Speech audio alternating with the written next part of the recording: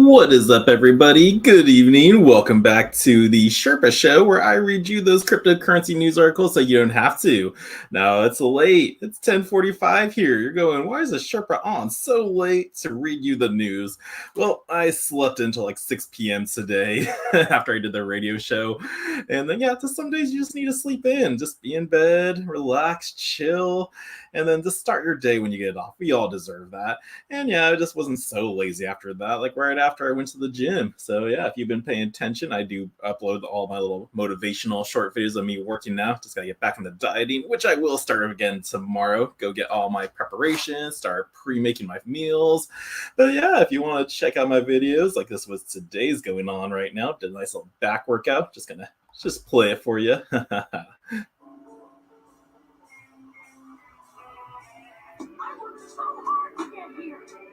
Myself until it hurt. Training alone for hours, anything to get stronger, to reach my dream. So I do little short videos like that all the time. Just, I don't know, it keeps me motivated and hopefully it gets you a little bit motivated to get back in the gym too, so we can lose our guts that we got. Because what are we without our health? Like if we make so many gains in crypto, it's pointless if we're like out of shape, can't really enjoy it. So hopefully those videos give you a little motivation to get back in the gym and start working out. But I got a couple of news articles for you today. As like I said in the title, it's like, are we living in a sci-fi future world? Because this first article I got for you is pretty crazy. How living cells could be turned into functioning blockchain. So that's right. So this article is coming from Cointelegraph, and DNA computing breakthrough could turn living cells into functioning blockchains. Scientists built a DNA computer already with the capability of playing chess. So, crazy. I wouldn't mind playing myself a game of chess with my own DNA. That'd be pretty cool. Let's get to this article and see like how long this would take. Is it out of our reach? But let's learn a little bit more about it. So in the not so far future, it may be possible to run entire computer networks inside of a living cell, thanks to a recent breakthrough in molecular computing from scientists in the US. According to research published on August 22nd, a team of scientists at North Carolina State University and Johns Hopkins University have built a functional DNA computer. As Cointelegraph previously reported, DNA storage has been around for a while now, but this may be the world's first functional molecular computer capable of conducting both storage and compute functions via DNA. Now, instead of using electricity like regular desktop computers and smartphones, in testing, so far, this DNA-based computer has solved Sudoku and chess problems, demonstrating its potential. Now, what are DNA computers out there, you may be wondering? Well, most molecular computers are developed using synthesized DNA, so for the time being, it's unlikely we'll see any practical applications for the insertion into living cell or into living organisms. However, scientifically speaking, there's nothing stopping a sufficiently funded and motivated team from using the foundation created in the aforementioned research to create computational systems inside living cells within organisms. With future development and expansion, it may even be possible to network DNA-based computers inside of a single organism. Now, living blockchains, what? The basic premise behind blockchains inside of a human would be similar to how blockchain networks function in the classical computing world. Different cells in a person's body would work as validation nodes for whatever transactions occurred on the cellular blockchain. Now, it would be theoretically possible, for example, to build a cellular blockchain network inside of specific organs, such as the heart or liver, in order to validate functions and verify cellular integrity. Now, this may be far future tech that's currently outside of humanity's grasp, but the breakthrough research published appears to have at least brought it with the realm of possibility.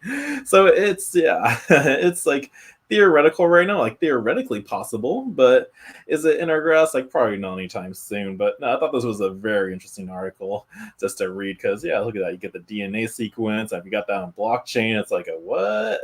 So so that was a interesting article. Just thought I'd bring to your attention.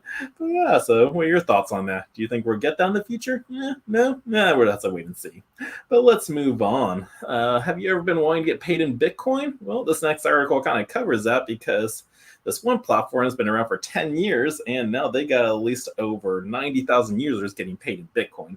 So yes, this article is coming from Bitcoin Magazine, and 4,500 companies now pay their employees in Bitcoin using Bitwage. Bitwage now serves over 4,500 companies and 90,000 users that leverage its platform to pay employees their salaries in Bitcoin and crypto. Bitwage is on track to process over $400 million in payroll transactions this year, so very nice. So if you're not getting paid in Bitcoin, maybe take this up to your employer and go, hey, have you heard about Bitwage? I kind of want to get paid in Bitcoin, so maybe you'll be the guys that introduce it to them. But yeah, let's go to this article and learn a little bit more about this anniversary that they got going.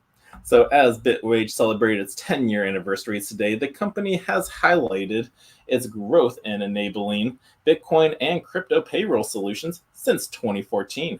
Now, Bitwage has focused on bringing transparency and efficiency to global workforce payments. Bitcoin and crypto payrolls platform Bitwage announced it now serves over 4,500 registered companies and 90,000 registered users that leverage its service to pay employees' salaries in Bitcoin and stablecoins.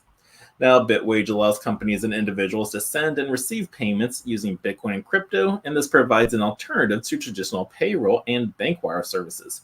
Now, there is a growing demand among employees and employers to utilize Bitcoin for payroll. For remote workers paid by international clients, receiving salaries in Bitcoin can avoid costly foreign exchange fees and delays.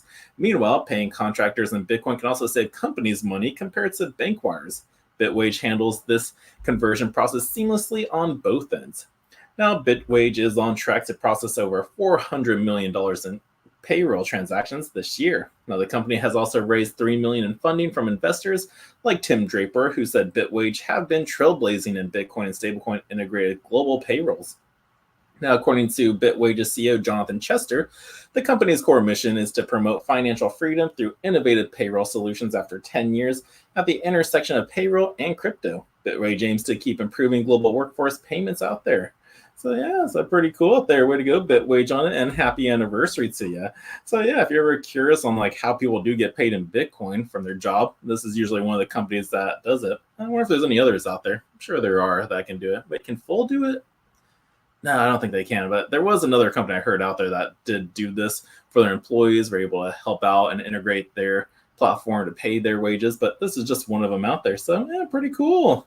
I like that news article.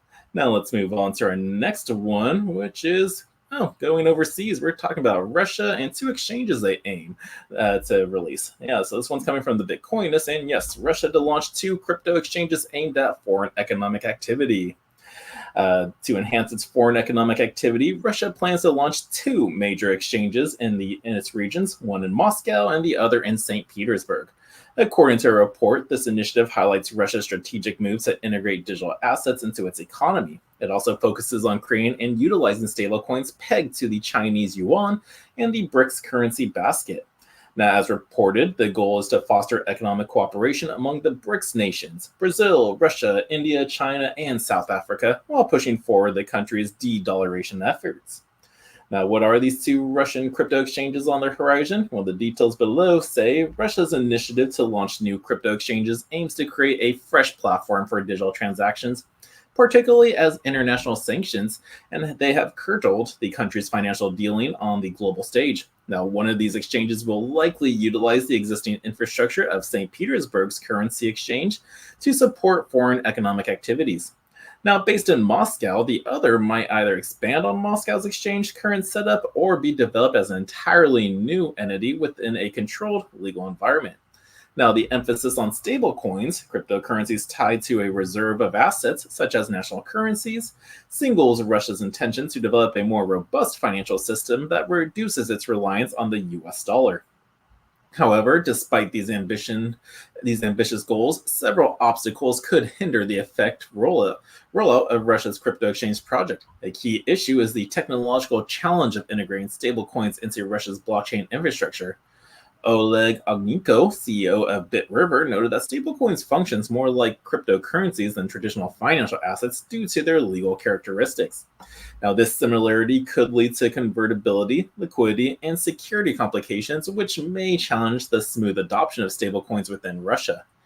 Now, challenge and risks in implementing Russia's crypto exchange initiative? Well, beyond the technical challenges, regulatory issues, they also pose substantial barriers. Russia's federal law number 259, which governs the issuance and circulation of digital assets, provides the legal framework for digital financial activities. However, this legislation does not explicitly cover establishing or regulating crypto exchanges. Yaroslav Shitzel from Russian Kurmev and partners pointed out that the lack of clear and cohesive legal structures for launching and operating crypto exchanges under current Russian law. Now, the recently introduced experimental legal regime might be a legal basis for these new exchanges, but it has yet to be tested in a specific context. Now, the role of the cryptocurrency exchange is expected to be gradual and initially allowing access to a limited group of users, such as subsidiaries of major exporters and importers. Now, Mikhaila Spensky, a member of State Duma's Expert Council on Cryptocurrency Legislation, noted that a small and medium-sized enterprise or individual user are unlikely to gain unrestricted access during these early stages.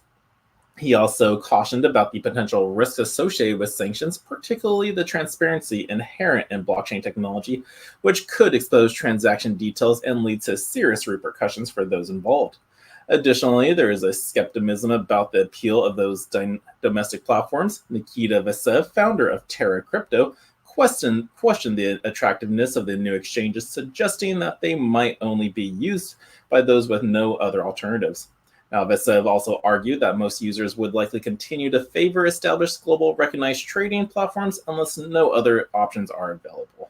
So they still got some restrictions on the basis of it that could hinder their rollout of it, but they are planning on it. So that's the Russia launching two exchanges news for you. Just again trying to work around the de-dollarization effect. So I still feel like the dollar will eventually go away someday, not right away, but it is being tried to be moved out by other countries and governments around the world.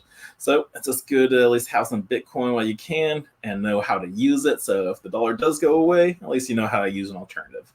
But that is that news article for you. Let's move on. I think I only got two more for you.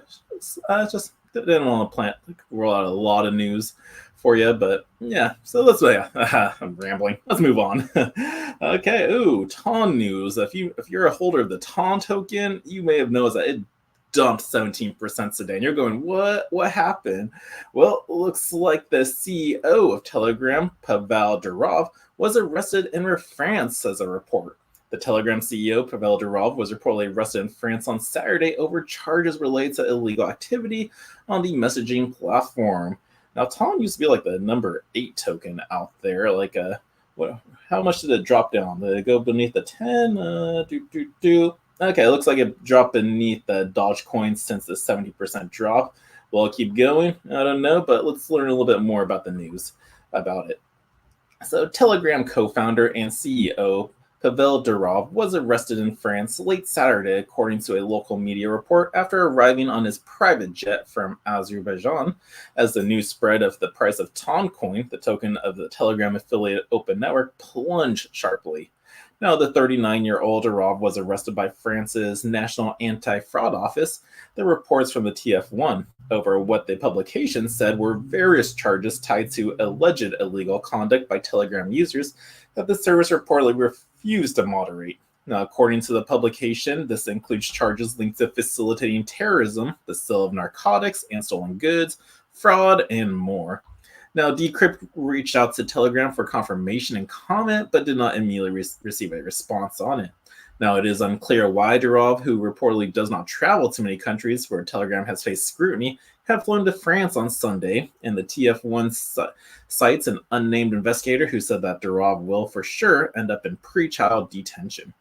Now, Telegram's user base recently topped the 950 million mark, and Durov announced in July with a recent spike in users coinciding with the rise of crypto-fueled games playable on the messaging app via integrated mini-apps, Hamster Combat, the largest of them, has reportedly amassed over 300 million players over the past few months ahead of the upcoming token launch and airdrop.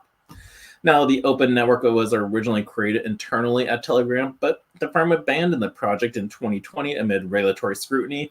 Development continued externally via a community of contributors, and over the past year, Telegram has increased embraced and integrity to the blockchain network.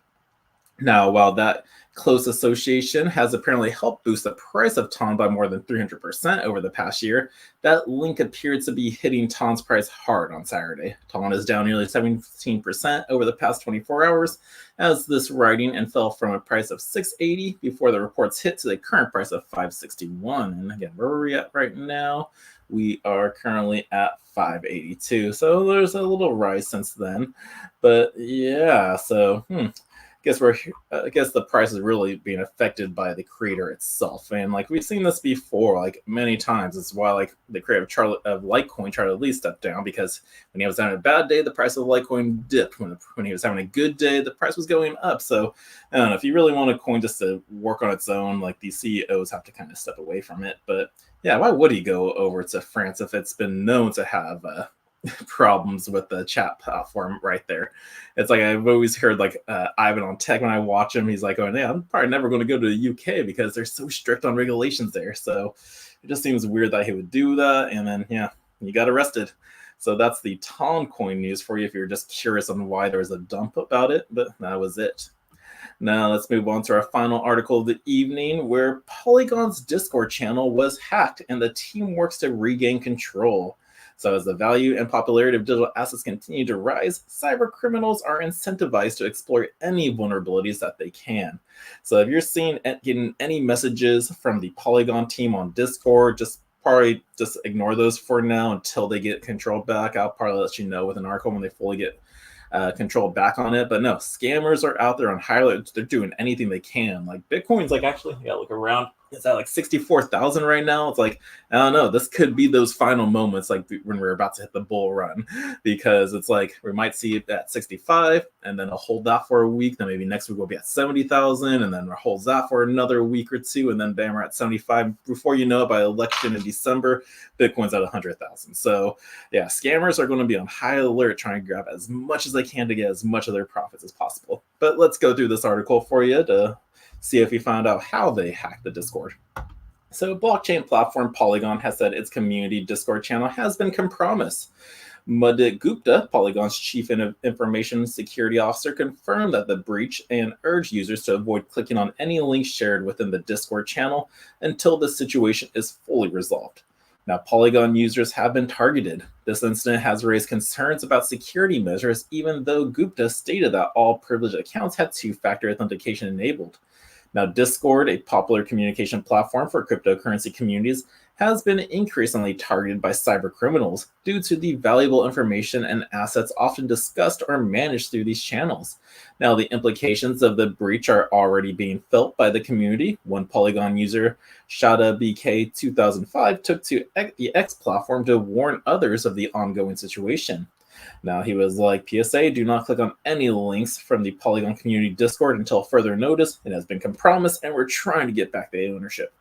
Now, according to the user, the support channel on Polygon's Discord was flooded with people seeking help, only to be misled by scammers posing as legitimate support agents.